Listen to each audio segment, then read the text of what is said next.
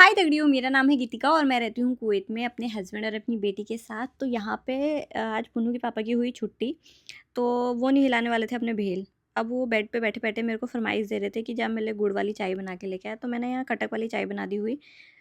अब जितनी देर में चाय बनाने गई हूँ, ये उतनी देर में हट ही गए थे। इनको मौका चाहिए होता है सोने का। ये पता नहीं कितनी नींद है इनको, ये मुझे लगता है एक टाइम पे कुंभकर्ण ही थे।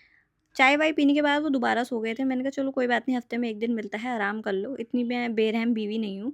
तो यहाँ पे ये कांताबाई तैयार हो गई थी काम करने के लिए। अब पुन्नू के पापा के जूते साफ़ करने हुए। हाँ, चारों जूते बहुत ही गंदे हो रखे थे, पर उससे पहले मैंने अपने कानों में लगा लिए थे ये हेडफ़ोन, क्योंकि मुझे जब तक चटपटे गाने सुनने को ना मिले ना, तब तक मुझसे काम होता नहीं है, मुझसे फ़ोकस नहीं होता है।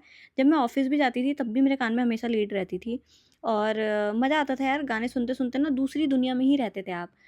यहाँ पे पुन्नू के पापा ने बहुत ज़्यादा मुझे लगता है 16 सोमवार रखे होंगे, तभी उनको मेरी जैसी सुंदर, सुशील और गुणी बीवी मिली है, जिसको कुछ नहीं चाहिए, थोड़ी देर की शांति चाहिए, थोड़ा घूमना-फिरना और चटपटे गाने, बस उतने में खुश हो जाती है वो।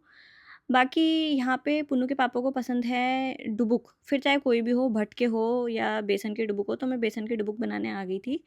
ये संत जी उठ गए थे और ये सुंदरकांड सुन रहे थे। मैंने कहा थोड़ा भेल चचका लो, खाना मैं नहीं खिलाऊँगी तुम्हें, खुद उठ के खाओ। भौं पे ध्यान दिया तो भौं भी मेरी उठ गई थी। उसके बाद ये इतनी शैतान हो रखी है ना आजकल, मैं खाना खा रही थी, मेरी प्लेट से खीरा ले जाके अपने पापा को दे रही हुई।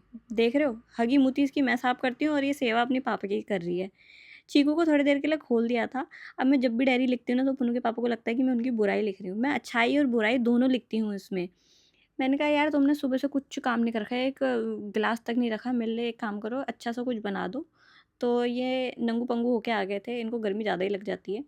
इन्होंने मेरे लिए बनाया हुआ ये स्पेगेटी पास्ता, मैं ये फर्स्ट टाइम खा रही थी।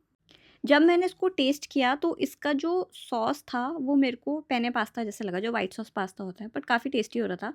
अब ये दोनों बाप-बेटी खुचुर-पुचुर लगे हुए, मैंने कहा क्या कर रहे हो? ज़रा दिखाओ तो सही। पुन्नू के हाथ में तुम क्या दे रहे हो? जैसे अम्मा-बूबू नहीं देते, चुपके से हाथ में नोट पकड़ा देते, वैसे ही पुन्नू के हाथ में कुछ पकड़ा रहे थे। ध्यान दिया तो ये मेरे मतलब की चीज़ थी, ये एप्पल की मेरी लीड थी, जिसको देख के मैं बहुत खुश हुई।